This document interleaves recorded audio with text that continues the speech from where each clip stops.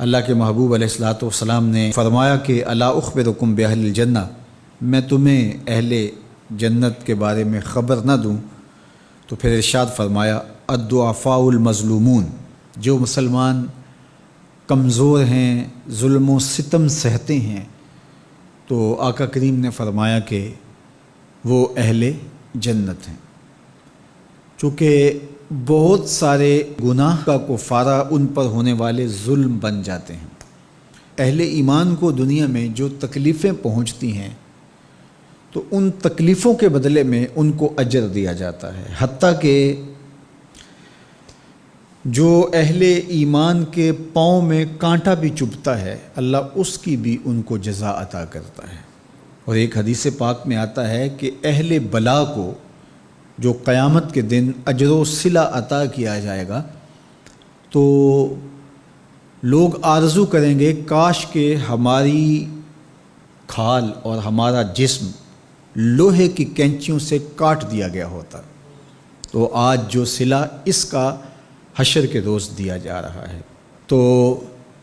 حالات میں بعض اوقات اس طرح کی صورت بن جاتی ہے کہ یا آپ ظالم بنیں یا آپ مظلوم بنیں، تو اس وقت مظلوم بننے کو اختیار کر لیجئے گا، ظالم کبھی بھی نہ بنیے گا، چونکہ ظالم کا ٹھکانہ آتش دوزخ ہے اور مظلوم کی جگہ اللہ کی جنت ہے۔ پھر فرمایا الا اخبرکم بخیارکم،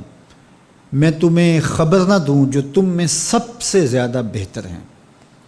تو پھر جھولیاں پھیل گئیں، تو فرمایا تم میں سے سب سے اچھے وہ ہیں کہ جو اچھے اخلاق کے حامل ہیں، جن کا خلق اچھا ہے،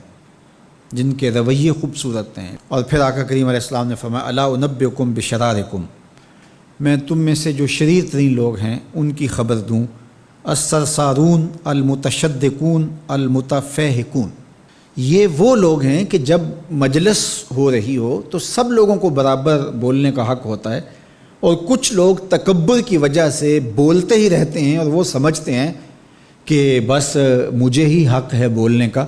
اور وہ کسی کو موقع نہیں دیتے، اور کوئی بولے تو پھر اس کی بات کاٹ کے بولنے لگ جاتے ہیں۔ المتشدقون المتفہقون، یہاں وہ لوگ مراد ہیں کہ جو خام خواہ کا تکلف کرتے ہیں اور زبان کو بل دے دے کے اور منہ بگاڑ بگاڑ کے مشکل لفظ بول کے اصطلاحات بول کے لوگوں پر اپنے علم کا رعب جمانے کے لیے کہ میں بڑا بلیغ ہوں اور بڑا فصیح ہوں، اور اسی طرح کچھ لوگوں کو یہ بڑا ہوتا ہے کہ وہ فرنگی زبانیں جانتے ہیں، تو وہ عام دیہاتی لوگوں کے ساتھ بھی گفتگو کریں تو وہ مشکل سے مشکل الفاظ بولتے ہیں، جبکہ وہ بیچارے تو سادی زبان سمجھنے سے بھی قاصر ہوتے ہیں۔ تو یہ کوئی دانش مندی نہیں ہوتی کہ آپ جو ہے وہ بھاری بھرکم الفاظ بول کر کسی کے اوپر جو ہے وہ رعب جما رہے ہوں، تو یہ بات نہیں ہوتی۔ جب بات کریں آپ تو جس طرح کے لوگ ہوں اس طرح کی بات کی جائے اور اس طرح کی مثالیں ان کو دی جائیں۔ قرآن مجید میں اللہ تعالیٰ نے فرمایا کہ وہ اس بات پہ شرم نہیں اللہ کرتا کہ وہ تمہیں مچھر کی مثال دے۔ مچھر کی مثال دے کر کہ اگر تمہاری بات سمجھ میں آتی ہے، اور مکڑی کے جالے کی مثال دے کے اگر تمہاری بات سمجھ میں آتی ہے تو اچھی بات ہے۔ دیکھو چھوٹا بچہ ہو، دودھ پیتا ہو تو اس کو یخنی تو نہیں پلائی جاتی، اس کا معدہ خراب کرنا ہے، وہ برداشت نہیں کر سکتا، اس کو وہ دیا جائے جو وہ برداشت کر سکتا ہے۔